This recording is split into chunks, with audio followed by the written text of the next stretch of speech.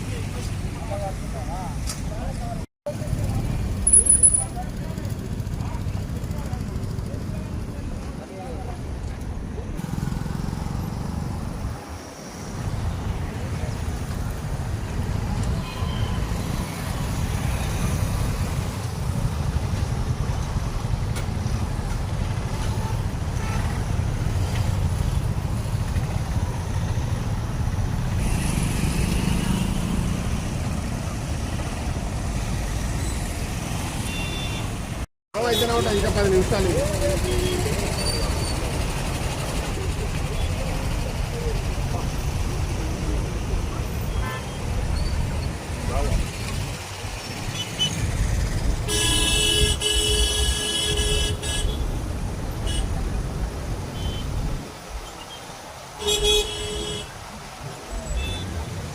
నిలబడతానికి ఒప్పుకుంటలేరే ప్రజలు. 10 నిమిషాలు నిలబడతానికి వాళ్ళకి ఆయాసం అవుతుంది.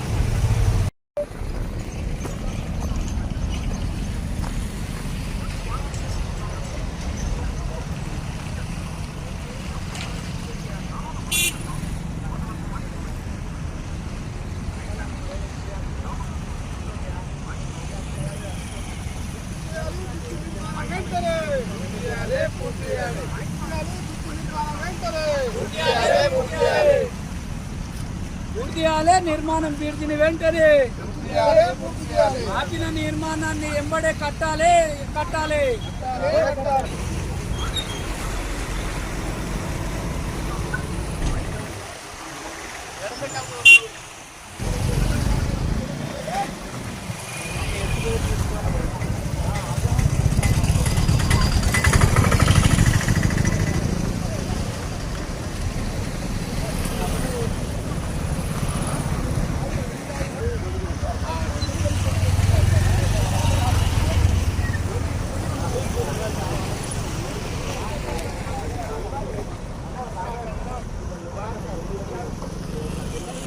जिंदाबाद सीपीएम जिंदाबाद सीपीएम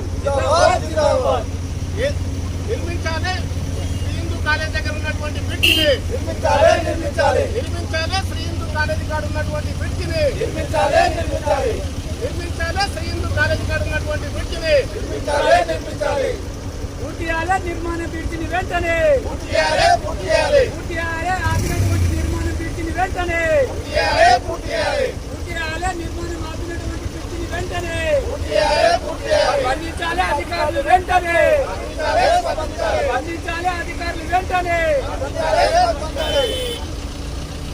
పూర్తియాలి ఇన్కమ్ ప్లేట్ ఉన్న బ్రిడ్జిని వెంటనే పూర్తియాలి ఇన్కమ్ ప్లేట్ ఉన్న బ్రిడ్జిని వెంటనే ప్రజలకు రక్షణ అరికట్టాలి. ప్రమాదాలను వెంటనే అరికట్టాలి. ప్రమాదాలు వెంటనే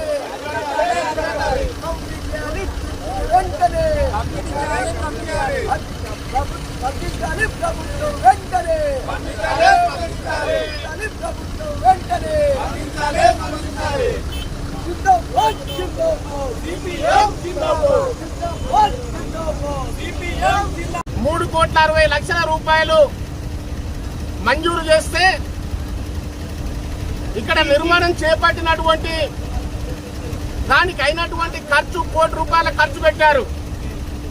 2,60,00,000 రూపాయలు ఈరోజు బ్రిడ్జ్ నిర్మాణాన్ని పూర్తి చేయకుండా నిధులను మొత్తం దుర్వినియోగం చేయడానికి ఈరోజు రాష్ట్రాన్ని పరిపాలిస్తున్నటువంటి రోడ్డు భవన నిర్మాణాల శాఖ మంత్రి కోమటిరెడ్డి వెంకరెడ్డి ఈ రోజు వరకు కూడా ఎలాంటి ఉల్కు పలుకు లేకుండా ఉన్నటువంటి పరిస్థితి ఉంది. 3,60,00,000 రూపాయలు మంజూరైతే ఆ ప్రభుత్వం పోయిన ప్రభుత్వం మంజూరు చేస్తే ఇప్పుడు ఉన్నటువంటి ప్రభుత్వం చేసినటువంటి కాంట్రాక్ట్ కూడా ₹1,00,00,000 అనేటువంటి దుస్థితి ఏర్పడ్డది. కానీ ఈ రోజు ఈ రాష్ట్రాన్ని పరిపాలిస్తున్నటువంటి రాష్ట్ర ముఖ్యమంత్రి రేవంత్ రెడ్డి గారు చెప్తా ఉన్నాడు, మేము అనేక సంక్షేమ పథకాలు పెడతా ఉన్నాం, రోడ్లు భవనాలు అనేకం మేము బాగా నిర్మాణం చేపడతా ఉన్నాం అంటున్నారు. కానీ మంజూరైనటువంటి ఫిబ్రవరిలో మంజూరైనటువంటి 2023లో మంజూరైనటువంటి 3,60,00,000 రూపాయలు ఎవరు కాజేశారనేది ప్రభుత్వ అధికారులు గానీ ప్రజాప్రతినిధులు గానీ లెక్క తెలుసుకోవాల్సినటువంటి అవసరం ఎంతైనా ఉంది. అందుకని మనం అందరం ఆలోచన చేయాలి. ఇప్పటికే ఈ బ్రిడ్జ్ నిర్మాణం జరుగుతున్నప్పటి నుంచి 15 మందికి ఈ రోజు వరకు యాక్సిడెంట్ అయినటువంటి పరిస్థితి ఉంది. నిన్న కాక మొన్ననే ఇక్కడే చెర్లపల్లి కూడా సంబంధించినటువంటి ఒక రెడ్డి ప్రమాదానికి గురైనటువంటి పరిస్థితి మనం చూస్తా ఉన్నాం.